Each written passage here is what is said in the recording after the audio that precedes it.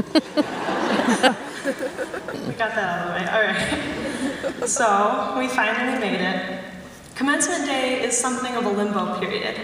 On the one hand, we're looking back on the last few years and remembering the marathon study sessions in the CAF, the late nights spent writing our 112 ethnographies, losing the first 5 minutes of every class in order to arrange the tables in a giant square, the unlikely friendships that we owe to the community bathroom situation. And on the other hand, we are anxiously looking ahead into that cliche abyss of not being a student anymore. I don't know a whole lot about the future, but I do know this. We are going to have good days, we are also going to have some bad days. Some mornings your alarm just won't go off. One day you might find yourself biking to work in a sudden hailstorm. You'll be at a family reunion and your uncle will have a little too much of something to drink and start badgering you about your liberal arts degree and say something like, "Oh, arts and humanities, huh? Did they offer you a course where you practice saying, 'Do you want fries?' with that?" And as frustrating as that snide joke might be, I think we can all laugh at it because after the last few years, we know better. I mean, first of all, that joke relies on the delusion that we live in a world in which the arts and humanities are not necessary, an imaginary world that has no use for creative, critical thinkers who understand people. And second of all, imagine a McDonald's operated entirely by ARCA students. It would probably turn into an indoor farmer's market within the fiscal year. And even if it didn't, any ARCA student working at McDonald's for any amount of time would probably emerge from the experience with an ethnography about drive-through culture, maybe a documentary about food accessibility, or a folky album of original songs inspired by weird customers. Every ARCA-infiltrated McDonald's would at least feature a mural painted by the community. So I'm going to speculate a little and say that if any non-ARCA graduates were trapped in a McDonald's flipping burgers and shrink-wrapping Happy Meal toys, the experience would probably result in a bunch of jaded, miserable vegetarians. But ARCA students have the capacity to see it as the civic engagement placement of a lifetime. And that brings us to the elephant in the room. Jobs, a career. Maybe some of us will get our dream jobs right away, and maybe some of us will spend some time typing numbers into Excel spreadsheets so we can pay for dance classes for the next 2 years. Maybe some of us aren't the typical working types at all. The point is that ARCA students are people who find value in every space and every individual. We are committed to improving the human experience because we recognize that our value in this world relies entirely on our connections to other people, the people with whom we share even the smallest moments of our lives.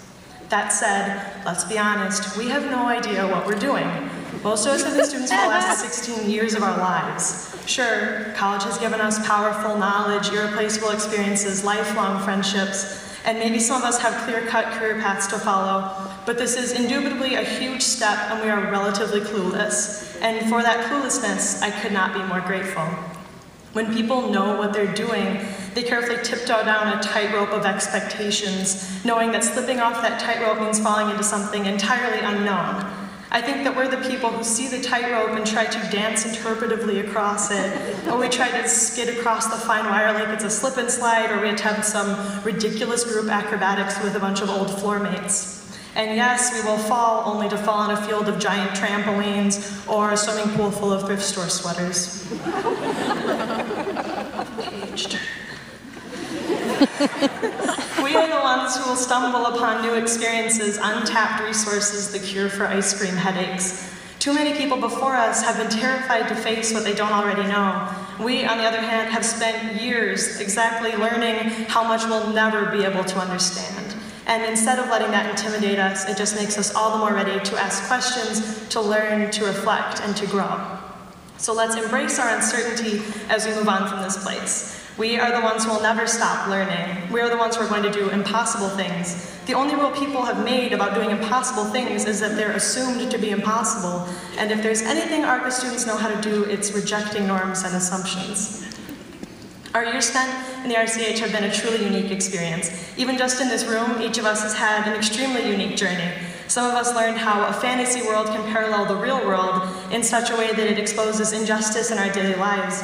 Some of us learned about privilege and corruption in the realm of education and have a firm belief that we can build a better system for future students. Some of us learned about photography, film, art therapy, self-expression through dance. Some of us learned how to play the mandolin.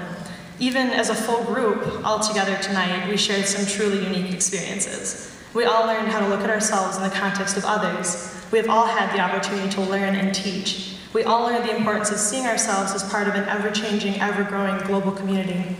We all learned the best way to sneak cookies and coffee out of the gallery. But there is a real paradox to the ARCA experience. We love that our time here has been special and different from almost anyone else's college experience. At the same time, though, we know that in order for real meaningful change to happen in the world, the ARCA experience needs to stop being unique to our college. We are ARCA students because we have learned, we have explored, and we have been empowered by our community. And we are ARCA students because we are committed to making our experience in the RCAH a possibility for everyone. Every day we'll fight to make the privileges and opportunities that we have had more accessible for someone somewhere. We want to spread the inclusivity, learning, and empowerment that we have been fortunate enough to experience during our time here. I don't know anything about the future. Of course, I don't know what's going to happen, but I'm certain of one thing. We know, possibly better than anyone else in the world, what we have left to accomplish after tonight. I would bet my diploma that we, as a group, have the longest collective to-do list in history. So, all together now, let's step up to that metaphorical, heavily cliched edge. We're looking at a lot of unknowns right now. We're excited, we're scared, we're bracing ourselves, taking that step, lift off. We know there's a lot that we have left to accomplish, and this has been an incredibly good place to start.